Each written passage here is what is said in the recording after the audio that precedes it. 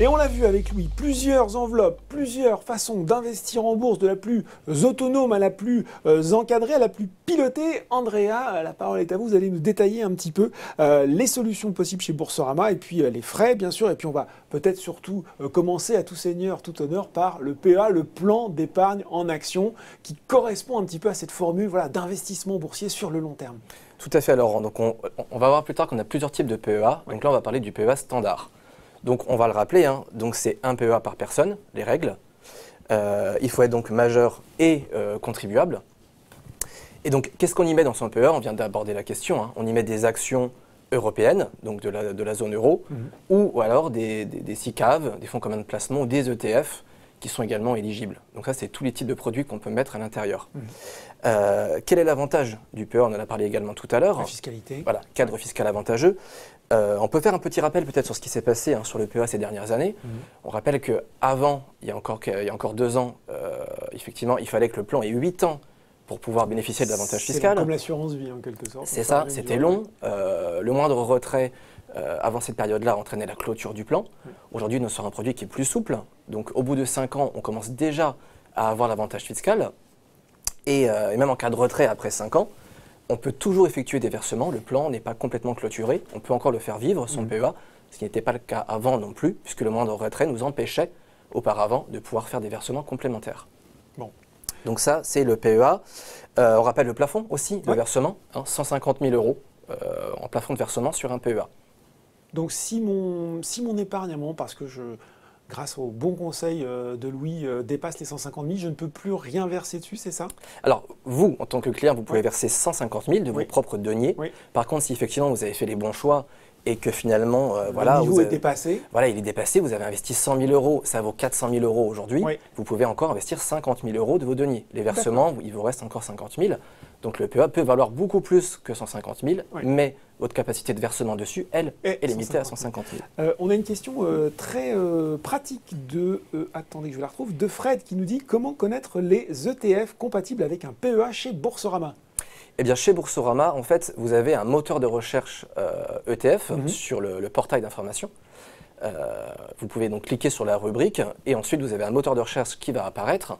Et dans ce moteur de recherche, il y a une petite coche éligibilité au PEA que vous pouvez cocher ou pas. Voilà. Et donc si vous la cochez, vous faites rechercher et vous avez là effectivement la liste des ETF qui sont éligibles au plan d'épargne en action. Donc très simple, hein, Fred, vous allez sur la rubrique ETF, dans la rubrique bourse de Boursorama et vous cochez cette petite case.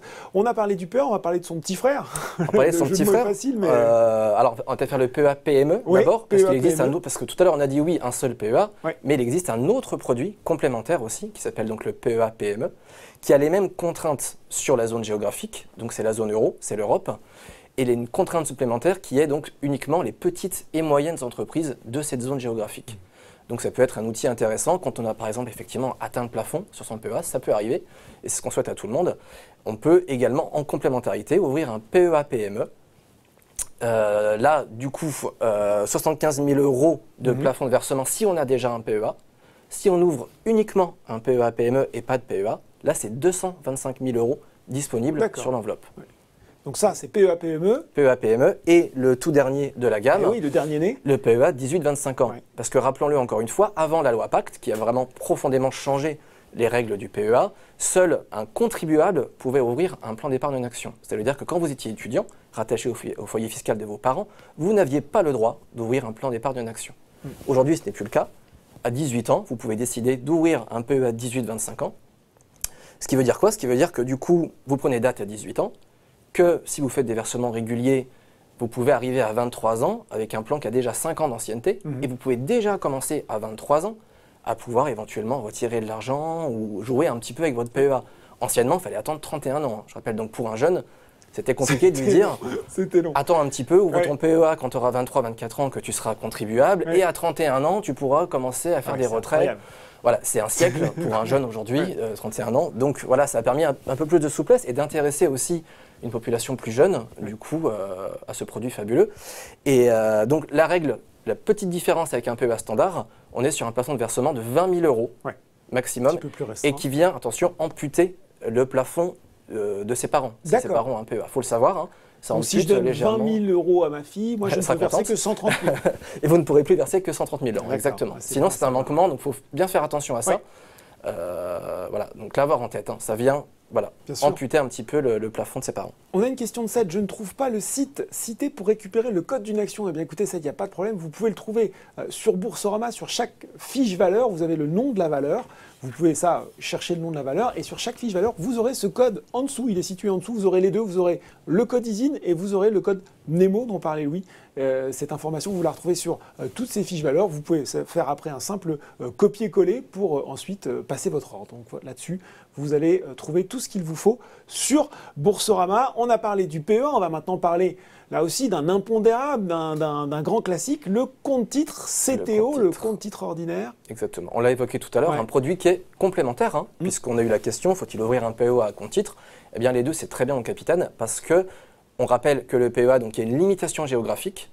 Donc si on veut diversifier un peu ses investissements, si on veut acheter une action Facebook, une action Google, on n'a pas le choix, c'est le compte-titre ordinaire. Donc il offre effectivement donc, une gamme de produits plus large.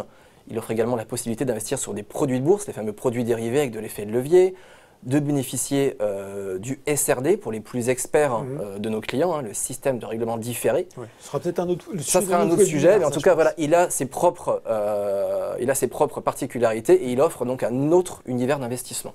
Bon, très bien. On a la réponse à la deuxième question, hein, et vous avez été brillant puisque à 282, vous avez donné la bonne réponse. Faut-il investir une grosse somme en une fois ou plusieurs petites sommes en plusieurs fois? Eh bien oui, c'était évidemment la deuxième réponse. Vous avez bien répondu. Bravo à vous. Donc, voilà pour le compte-titre ordinaire. Pour le compte-titre ordinaire, tout à fait. Et puis, on a une offre un peu particulière chez Boursorama pour les gens qui, voilà, là aussi, peut-être plus soucieux d'investir de façon plus indirecte, entre guillemets, ont envie plutôt de se consacrer aux OPCVM, aux SICAV. On peut leur proposer une offre. Exactement. 0%, il y a une offre dédiée aux OPCVM, on l'a évoqué avec lui tout à l'heure. Finalement, quand on est client, soit on va chercher soi-même ses valeurs, parce qu'on sait qu'on veut lire liquide, on a analysé la société, elle nous plaît, on va la chercher, on la met dans son portefeuille. Après, on n'est peut-être pas assez connaisseur, on a peut-être envie de déléguer une partie quand même de ce choix à un expert, à une société de gestion.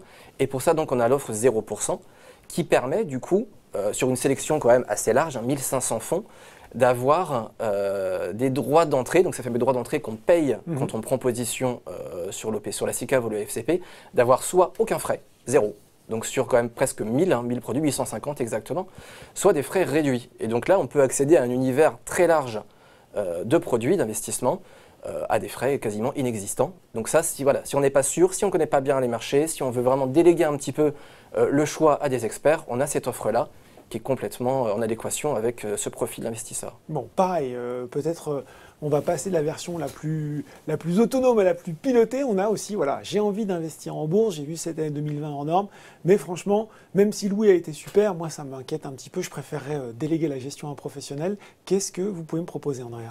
Eh bien, on a un produit qui s'appelle le compte d'épargne financière piloté, donc le CEFP. Alors, on l'évoquait aussi tout à l'heure, on parlait du profil de risque.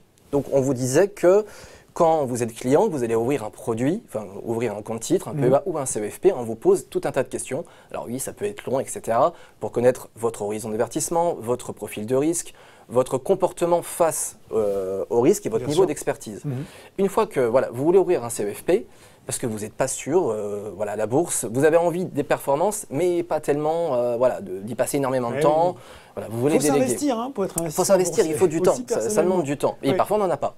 Donc là, on a un produit effectivement clé en main, piloté. Donc une fois que vous aurez effectivement répondu à toutes ces questions, on va vous dire, voilà, pour vous, parmi les 4 profils qu'on voit ici disponibles, eh bien, on vous conseille le profil équilibré pour telle et telle raison, parce que vous êtes plutôt...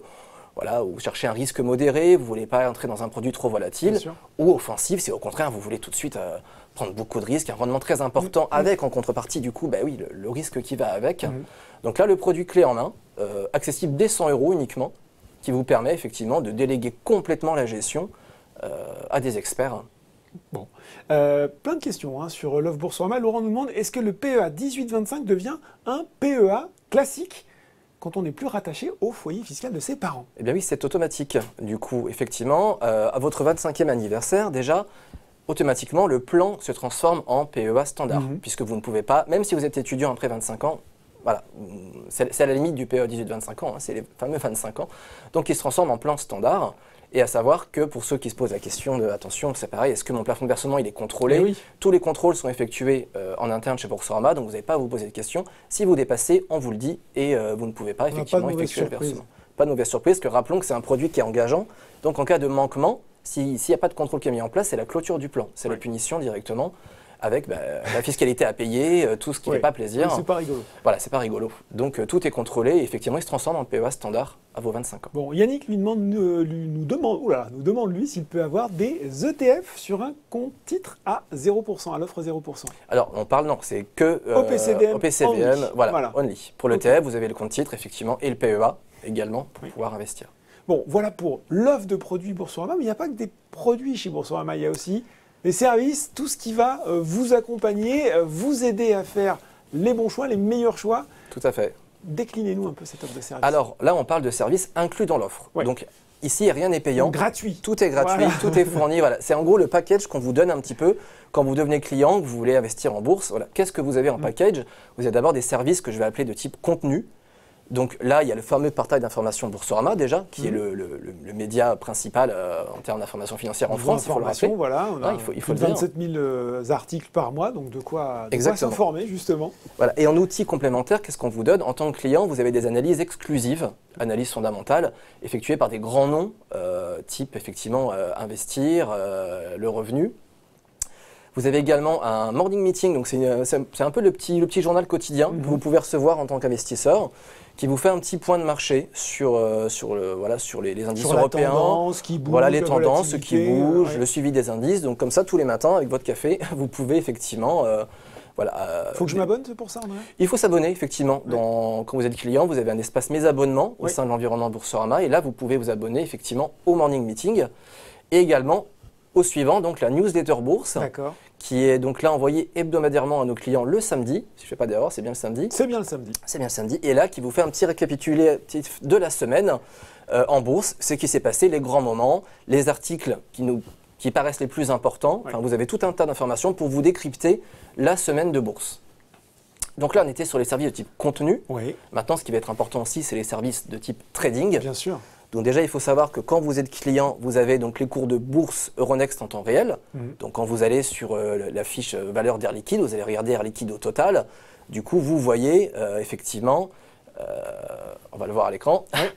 Voilà, vous avez donc, merci, vous avez donc le cours de l'action en temps réel. Il faut savoir que ce n'est pas toujours le cas. Il y a des médias sur lesquels vous pouvez avoir un temps différé de 15 minutes, 30 minutes. Là, vous voyez le cours en temps réel. Vous avez également donc le carnet d'ordre qu'on voit là à l'écran avec un service qui n'est pas forcément extrêmement connu des clients qui s'appelle Best of Book. Alors qu'est-ce que c'est Best of Book brièvement? C'est quand vous placez un ordre sur le marché, vous voulez acheter une action ou la vendre, il va falloir donc trouver, il va falloir qu'elle soit exécutée. Et Best of Book en fait c'est un outil donc de la Bourse de Paris qui permet de trouver en permanence le meilleur prix possible pour les clients, que ce soit à l'achat ou à la vente. Donc ils vont, c'est assez technique, mais ils vont agréger en fait toutes les liquidités du marché européen, ils vont aller chercher toutes les liquidités possibles pour vous proposer en permanence le meilleur prix possible dans un sens ou dans l'autre. Ce qui est important, parce qu'on rappelle que le contrôle du prix, en tant que client, c'est extrêmement important, le prix auquel on achète ou on vend son action. C'est ce qui fait aussi la performance. Dans les autres outils de trading, on a aussi ce qu'on appelle le trading board, qui est là un petit peu une console de pilotage. C'est-à-dire que vous arrivez, vous êtes client, vous vous dites, bon, d'accord, il faut que j'aille chercher telle valeur, telle fiche valeur, mais moi j'ai envie de voir tout ce qui se passe en même temps, j'ai envie de tout savoir. Comment évoluent mes positions, comment évolue le marché, comment mes ordres qui sont actuellement placés dans les carnets d'ordre, est-ce qu'ils ont été exécutés ou pas, comment ils sont traités. Vous avez cette console entièrement gratuite qui vous permet de sélectionner parmi, je crois, presque 40 modules différents, de pouvoir composer vous-même votre petite station de trading et suivre ce qui vous intéresse, que ce soit de l'actu, effectivement les ordres, vos positions, enfin absolument tout ce que vous voulez, vos performances. C'est vous qui déterminez ce qui vous intéresse en tant qu'investisseur et ce que vous voulez suivre. Allez, on continue parce qu'on en a encore quelques-uns à voir avant. On en a quelques-uns à voir, effectivement. On a également les alertes bourse. Ça, c'est très important. Voilà, vous êtes client, vous vous dites, voilà, moi, il y a une valeur qui m'intéresse beaucoup et j'ai envie d'être mis au courant quand elle va atteindre un certain prix. Voilà, j'ai envie de savoir. Et effectivement, vous n'êtes pas toute la journée forcément devant l'écran à regarder les cours défiler. Donc, vous pouvez placer une alerte et dire, voilà, depuis la fiche de l'heure, votre espace client, dire, je veux recevoir un SMS quand, je ne sais pas, Air Liquide aura atteint un cours de 120 €. Parce que là, j'aurais peut-être envie d'agir, j'aurais peut-être envie de faire quelque chose. Et donc, vous pouvez recevoir toutes ces alertes gratuitement, automatiquement. Ouais, ça, c'est pratique. Ça, c'est quand même très, très pratique. Donc, on va enchaîner sur les services dits de gestion un petit peu. Ouais. Voilà, gestion des comptes. Parce qu'il y a un point qu'on n'a pas évoqué. Peut-être que vous avez déjà un PEA, en fait, dans une autre banque. Ouais. C'est possible. Ou un compte titre, d'ailleurs. Et vous voulez le rapatrier chez Boursorama. Alors c'est une démarche qui peut être fastidieuse. Les transferts de compte, c'est pas toujours C'était une question rigolo. d'ailleurs. C'était une question de Blaise qui nous disait j'ai mon père dans ma banque traditionnelle, comment faire pour le transférer sur ma banque Boursorama Et bien avec Boursorama, du coup, c'est très simple parce qu'on vous a un petit peu mâché le travail, c'est-à-dire qu'on vous a donné un outil qui permet de tout faire en ligne. D'accord. Pas besoin de papier, rien à faire. Vous avez juste besoin de vous munir de l'IBAN, donc le fameux numéro d'identification de votre compte. Ouais. Donc c'est le numéro à rallonge qu'on connaît tous. Voilà. Donc là aussi, on va faire un copier-coller. on va faire un copier-coller, ça sera plus simple. Voilà. Donc vous avez juste besoin d'avoir ce numéro. Donc vous avez un parcours en ligne dédié. Donc vous allez dire, voilà, je veux rapatrier mon PEA chez Boursorama. Vous donnez l'IBAN de ce compte-là et on s'occupe de tout pour vous. Vous n'avez plus rien à faire. Et en plus, vous pouvez suivre l'avancement de ce transfert automatiquement depuis votre espace client. Vous dit où il en est. Donc vous n'avez pas besoin de nous relancer, d'appeler, etc. Voilà, vous avez le suivi en ligne et tout se passe bien. Et donc pas de papier. Tout digital. Andrea, vous avez 2 minutes pour nous faire le reste des services. J'ai parce 2 qu'on minutes. a plein de questions et on a envie de répondre à tous les gens qui nous posent des questions. D'accord, donc on va finir sur un outil extrêmement important. On en parlait avec lui tout à l'heure. C'est comment. Voilà, il y a des règles de gestion de portefeuille. Oui. Comment est-ce qu'on peut finalement retrouver toutes ces règles au sein d'un même espace? Eh bien, on l'a fait pour nos clients. C'est-à-dire que dans l'outil performance que vous avez donc depuis votre compte en ligne, vous pouvez suivre donc effectivement la performance de vos investissements. Pas seulement l'évolution du solde, voir si vous avez performé ou pas. Bien sûr. Vous pouvez comparer votre performance avec un indice sectoriel, le CAC 40, une action, donc voir comment vous vous situez. On vous donne également une vue sur vos dividendes perçus et à percevoir sur l'année en cours ou l'année qui suit. Voilà. Donc vous pouvez piloter un peu vos dividendes. On parlait également, donc ça c'est très important aussi, de l'intérêt de la diversification. Oui. Donc comment savoir si on est diversifié ou pas? Et bien là, effectivement, on vous donne des outils pour... voilà, donc là on voyait donc, par exemple la comparaison entre un portefeuille et par exemple l'indice CAC 40. Un indice de référence. Voilà, un indice de référence. Ouais. Et donc pour piloter effectivement la répartition, on vous donne encore d'autres outils pour voir déjà si vous ne mettez pas effectivement tous vos œufs dans le même panier. Oui. Vous pouvez voir la répartition de votre portefeuille par actif. C'est les petits camemberts qu'on a. C'est les petits camemberts qu'on voit normalement à l'écran. Non, mais ça va venir. Ça va venir. On peut passer la slide suivante. Voilà, merci beaucoup. Donc là, vous voyez, donc, sur la gauche, on voit donc la répartition par titre, voir à quel pourcentage on est effectivement indexé sur telle action, sur tel produit. On la voit également par secteur, on le disait tout à l'heure, important de diversifier par secteur d'activité. Donc là, on peut voir si effectivement on a un secteur qui prend un petit peu trop de place et ça peut nous donner l'idée effectivement de diversifier en se disant voilà, là je vais faire attention, trop sur les banques assurances, trop sur l'automobile, on va diversifier. Même chose pour le type d'actif, on en parlait également tout à l'heure. Est-ce que je suis finalement que action? Est-ce que j'ai mis un peu d'obligation aussi dans mon portefeuille? Donc de piloter voilà, ces différents niveaux de répartition. Avec le dernier petit graphique qui vous permettra aussi également de voir en termes de diversification géographique si vous êtes au rendez-vous ou pas. Une petite map monde. Donc vous verrez si effectivement voilà, vous êtes 100% Europe, 100% France. Et ça peut vous donner l'idée effectivement de vous dire là ça coince un peu, j'ai une grosse partie sur l'Europe, beaucoup sur la France, il va peut-être falloir que je songe à un moment donné à diversifier un petit peu aussi sur la partie géographique. Peut-être un mot pour finir, on va zapper votre conclusion Andrea parce qu'on a plein de questions, mais peut-être vous aurez l'occasion d'y revenir. Un mot pour finir sur les assemblées générales, parce que ça c'est important. C'est très important, lui il le disait également tout à l'heure, quand on achète une action, on devient propriétaire d'une partie de la société. Et effectivement ça nous engage, ça nous permet de toucher un dividende par exemple, mais également de pouvoir voter aux assemblées générales les grandes décisions, les décisions majeures qui seront prises dans la gestion de l'entreprise. Et pour ça vous avez un outil aussi depuis votre compte qui s'appelle Assemblée Générale, donc on ne peut pas se tromper, et qui vous donne une vue. C'est ça. C'est un onglet, oui, la slide, elle est très intéressante, effectivement. Voilà, donc c'est l'onglet qui est tout à droite quand vous êtes sur votre compte, qui s'appelle donc Assemblée Générale, et qui vous permet de voir Donc, alors, faut le faire sur chacun de votre compte. Ouais. Si vous avez 2 comptes titres et un PEA, il faut aller sur chacun des comptes pour voir les sociétés qui ont leurs AG. Qui ont leurs AG. Donc, vous êtes prévenu déjà en amont. Il y a une période de préouverture, donc on vous dit attention, bientôt, il y a le vote en AG qui va se dérouler. Et quand le vote est ouvert, comme le cas de la deuxième ligne, par exemple sur Edenred, on vous donne un petit bouton d'accès rapide pour directement aller voter en ligne à l'Assemblée Générale. Et ben voilà, c'est ça. Être actionnaire, c'est aussi faire des entendre responsabilités. sa voix lors des Assemblées Générales.